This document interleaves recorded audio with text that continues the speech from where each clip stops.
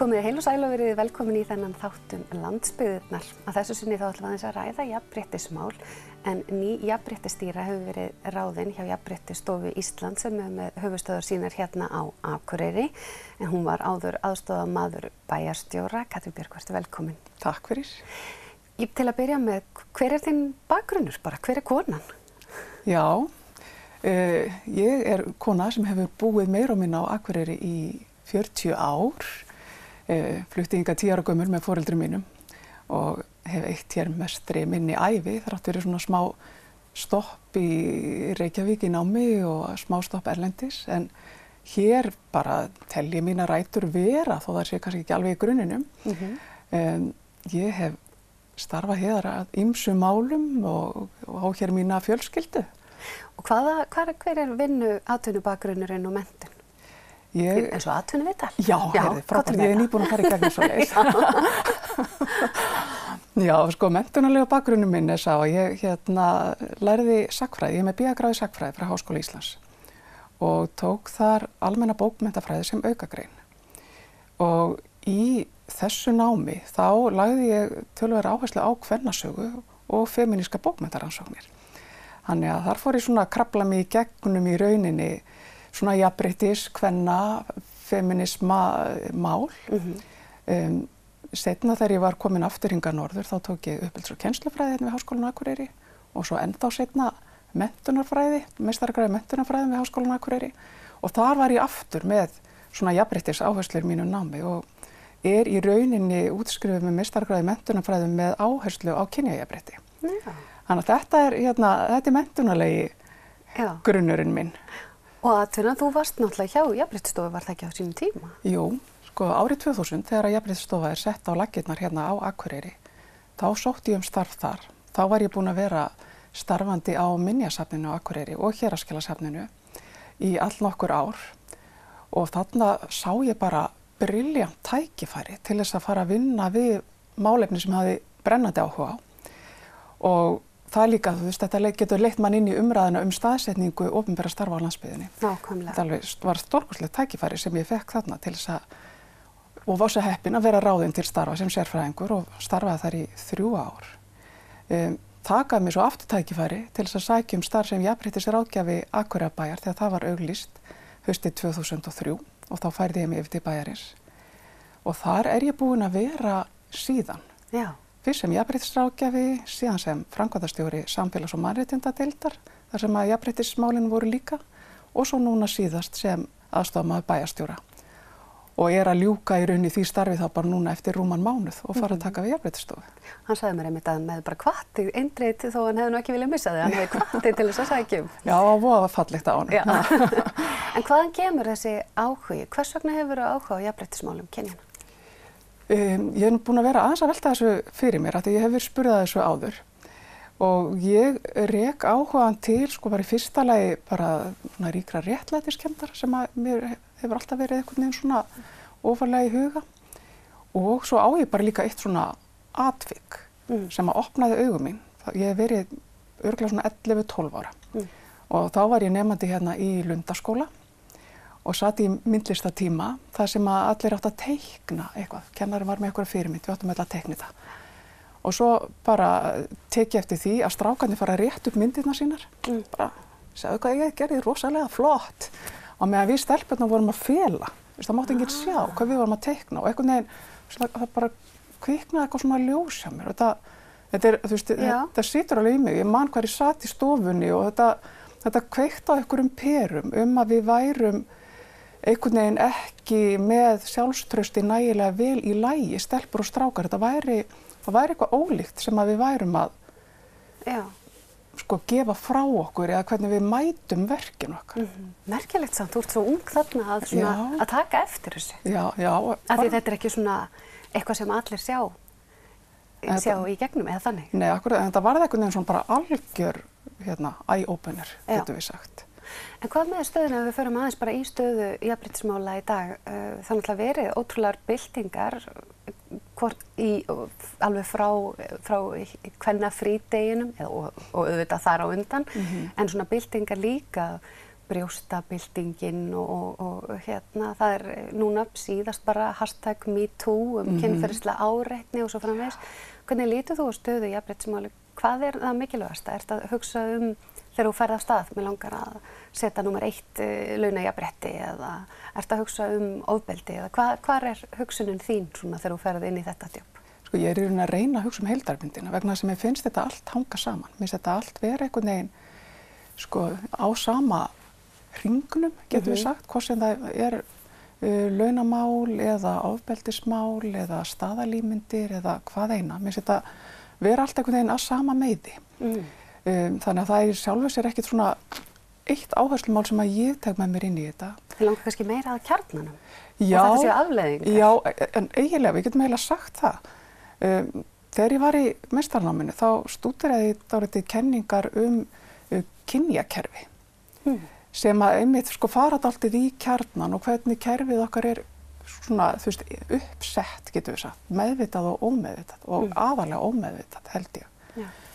En þar í rauninni verið að horfa til ýmissa þátta sem að geta verið samverkandi og oft snýst þetta sko völd og hver það sem hefur völdin og hver hefur skilgreiningavaldið á hvað mikilvægt, hvað ekki mikilvægt og svo framvegis. Já, nákvæmlega. Þannig að sko þetta svona, þarna liggur minn áhugi getur við sagt, en að sjálfsögðu það þannig að bara jafnréttislögin þau setja ákveðnar áherslur og núna að koma inn ákveðnar áherslur varðandi jafnlaunavottun sem gríðarlega mikilvægt og ég vil líka taka fram að þetta allt saman gríðarlega mikilvæg mál sem við erum að fjalla Nákvæmlega. Og það líka, sko það ekki bara mikilvægt að sé einhver ríkisstofnun sem að vinna í jafnréttismálum eða að tala hvað mikilvægt í jafnréttismálum, heldur líka þetta eins og við sjáum núna undanfarið sem sprettur upp hjá fólkinu sjálfu. Þú veist, hvað það sem brennur virkilega á, eins og bara nýjasta byltingin, getum við sagt, MeToo, sem að sprettur svona upp. Þannig að þetta,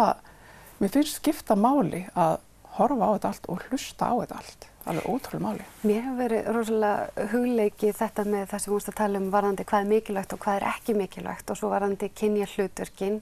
Annars vegar það erum við að tala jafnrétti kynjanna til þess að taka ákveðinir, hafa áhuga eða sinna störfum óháð kyni. En svo líka kannski þetta sem að tala sem karllæg eða kvenlæg gildi sem getur verið hjá báðum aðilum og hvort að þau getur verið jafn mikilvæg.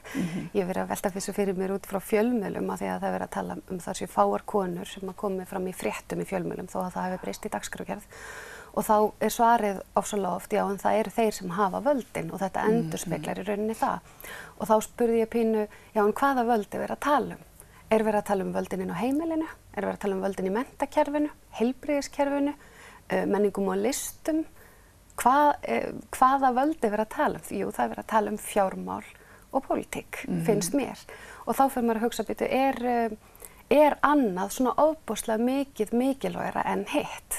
Þar að segja er pólitíkin eða segjum bara fjármálakerfið eða vísitalan, hún miklu mikilvægara en svo það ekkert endilega endurspeglast núna fyrir til dæmis kosningar voru mesta umræðan til dæmis heilbrigðismál sem eru stjórnarflokkur sem kvenlæg. En hvernig þessi upplifun þín? Já, þarna með sko talandi völdin sko. Þarna velti maður líka fyrir sig hver hefur þá skilgreiningavaldið. Hver það sem hefur skilgreint að fjármál séu mikilvægust og kannski velferðarmál séu síður mikilvæg.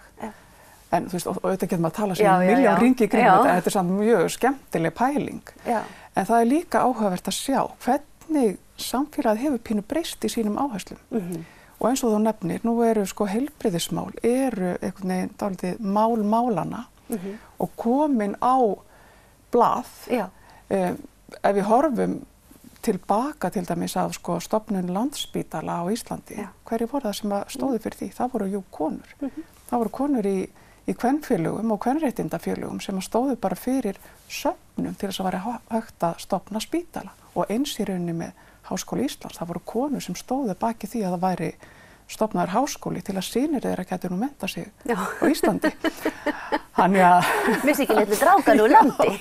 Akkurat. Þannig að svona sko en svona málefni og málaflokkar sko færast einhvern veginn til í stóra taflinu Það það sem að manni finnst svo áhugavert, ekki bara kynin, heldur líka svona þetta hvað mikilvægt og ekki mikilvægt. Mér finnst þetta rosalega áhugavert af hverju eins og það að barnauppeldi. Það endilega minna eða meira merkilegt en fjármál eða pólitík? Já.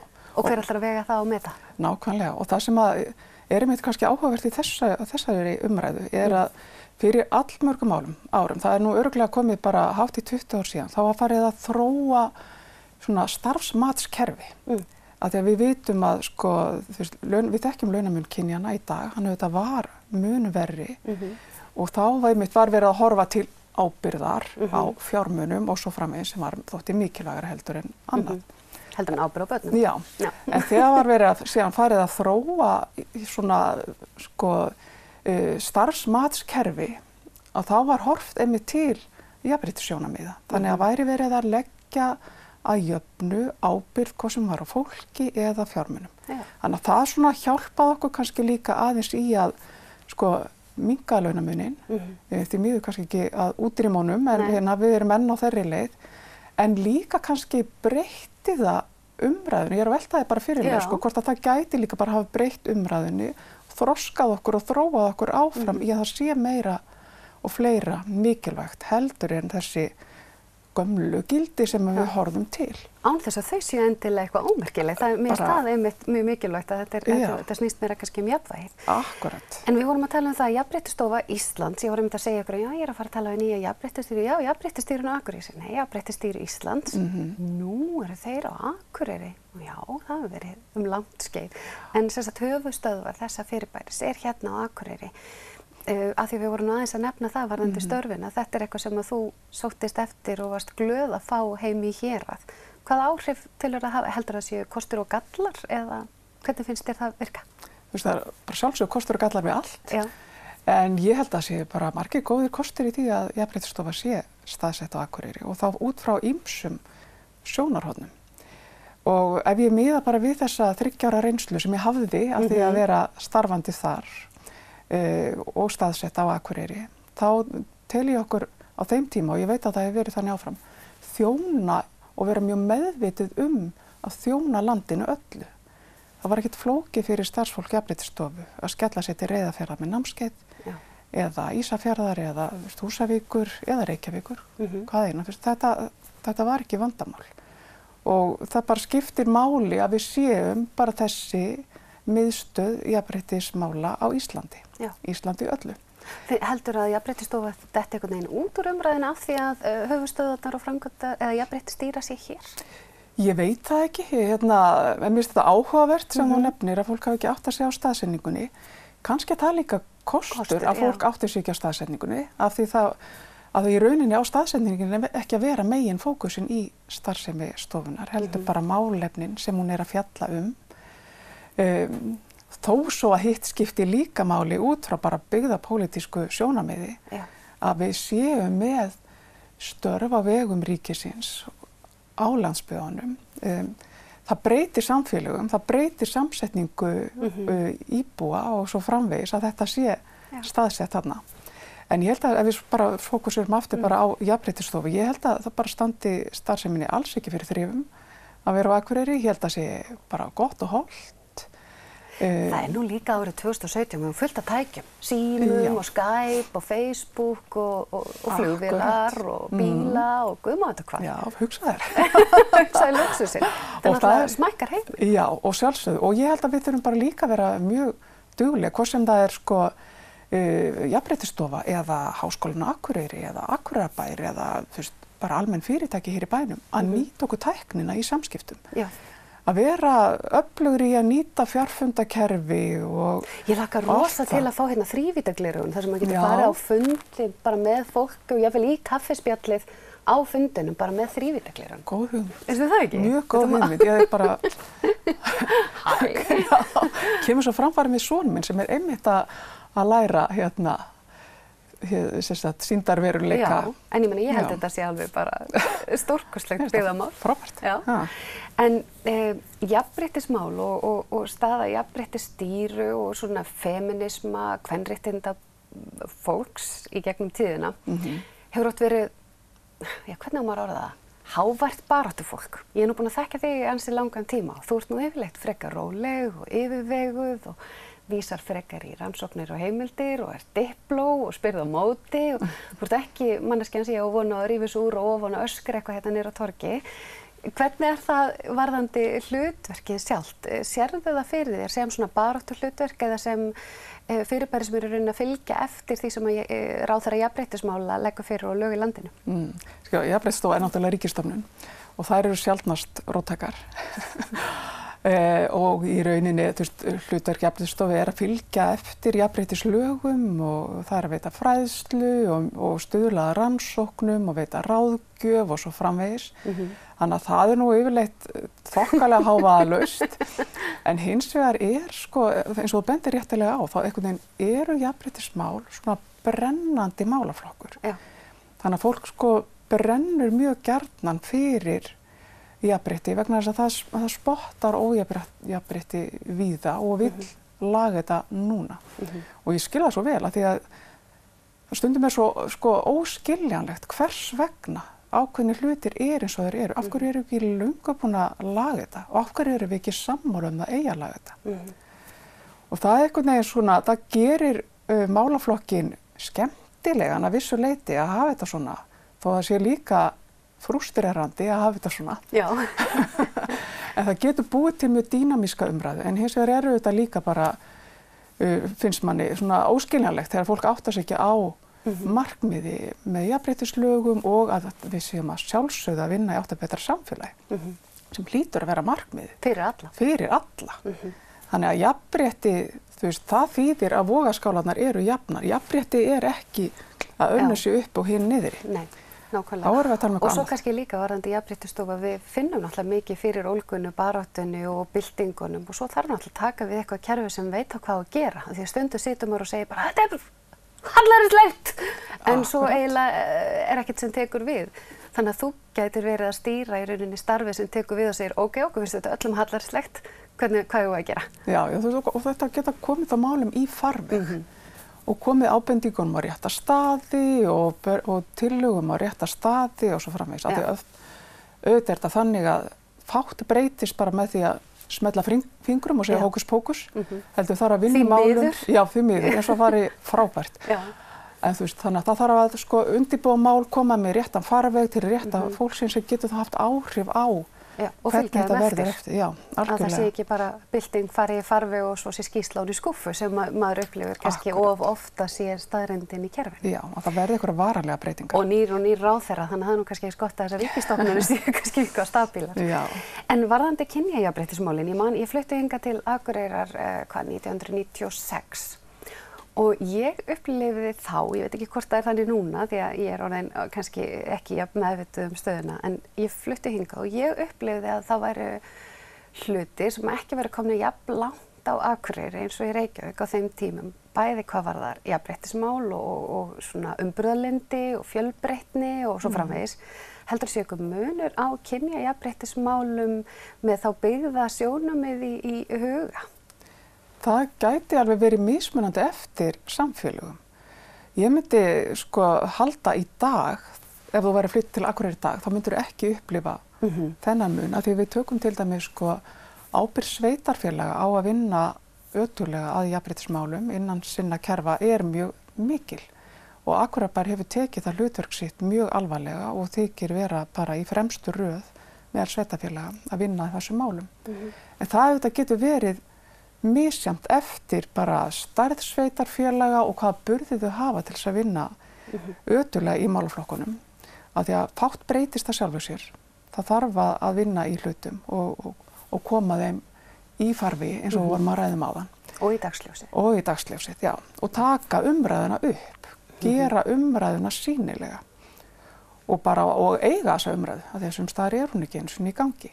Þannig að ég held að þetta geti verið, á þess að hafi alveg á hreinu, þá held ég að þetta geti verið mjög mismunandi eftir samfélögum. Og þetta til dæmis eitt sem hefur verið rætt þegar hefur verið að byggja út á landi upp stóran iðnað til dæmis sem að laða að sér karllæg störf, þó það sé ekki endilega karlastörf, að þá sé einmitt komið ákveðið ójafnvægi inn í samfélögin þegar að kvennastörfin eru kannski á skortnum skammti á sama tíma. Þannig að þetta er svona, maður heyrir orðið þetta sem að var einhvern veginn ekkert rætt, það var bara að vera búið til vinnu. Já, og þetta er nefnilega mjög mikilvægt að við erum farin að átta okkur á þessu í dag.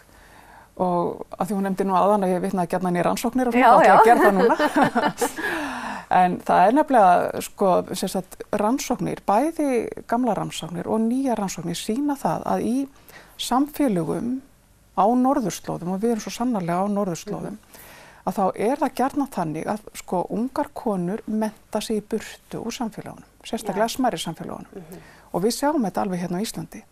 Það sem að, sko, ungu konurnar þar sækja sér menntun, flytja í burtu og kom ekki aftur nema það séu störf við hæfi. Já. Og það er kannski sjá ekki fyrir sér að vinna í einhverju sem verið er að setja upp á staðnum og er svona kalllægara og þá verðum við, sko, fyrir því að samfélagin er ekki balans og við sjálfsögðu þurfum bara vel balanseruð samfélag þar sem allir geta fundið eitthvað sitt hæfi. Og þetta er klárlega eitthvað sem að þarf að vera mjög meðvitaður Hvernig svo sem við tökumst á við vandan. Það er auðvitað ekki þannig að, sko, konur get ekki unni ákveðin störf og karlar get ekki unni, en það er sér kvenlægni og karllægni sem við þurfum að vinna mjög vel með. Já, nákvæmlega. En talandi sko, kynjamisrétti eða ójafnvægi, núna erum við að fylgjast með líka þróun í aðra átt. Við erum að sjá háskólana fyllast á konum. Já. Svo hér á Akureyri hlutfallið mjög ójafnt. Hér er mun fleiri, ég veit ekki hvort á 60-70% konur. Ég held að segja jafnvel hærra. Já, eða hærra. Já. Og við erum náttúrulega líka að sjá málefni eins og fæðingarorlof, en ég allavega horfi sérstaklega á menntun karla.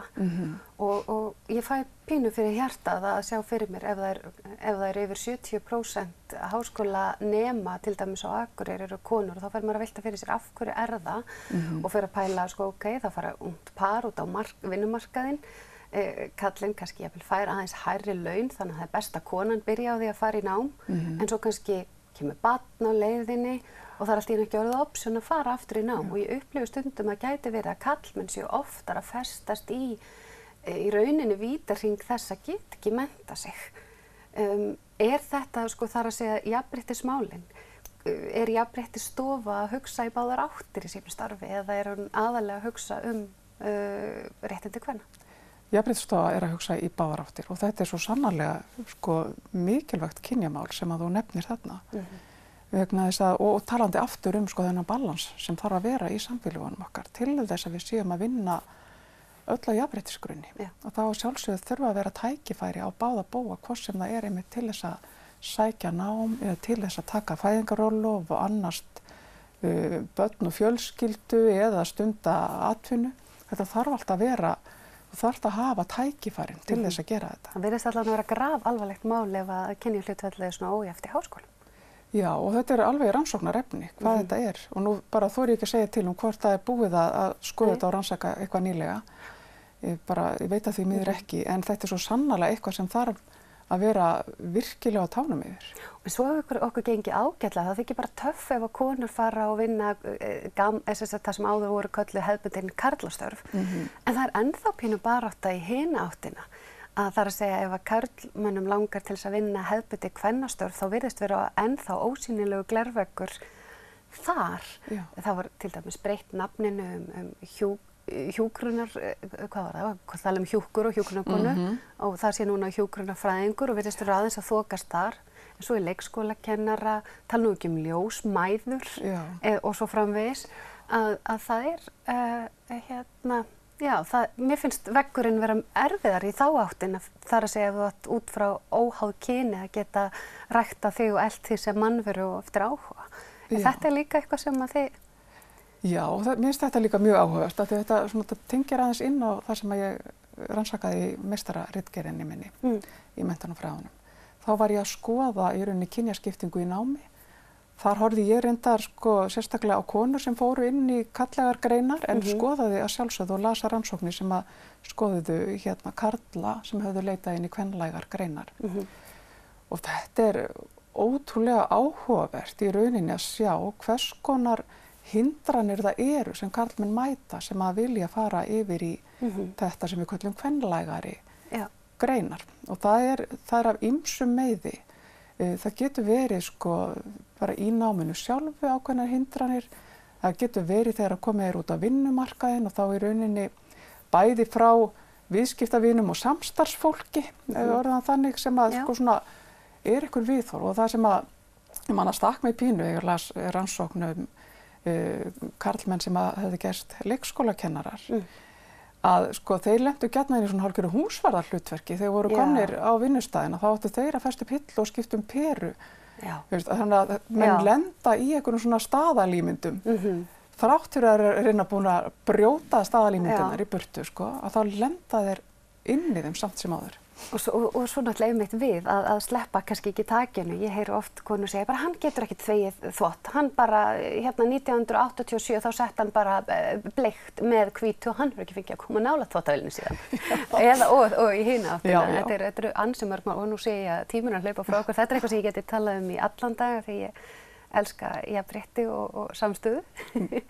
En gaman að fá það verður spennandi að fylgjast með störfuvinum hérna og vonandi fæði aftur í heimsókn til að fylgja eftir því sem verið að gera í hvora áttina sem karlar eða konur. Takk fyrir það. Allir saman, allir jafnir, allir glaðir. Við kveðjum héðan úr landsbyggðunum að þessu sinni. Verið sæl.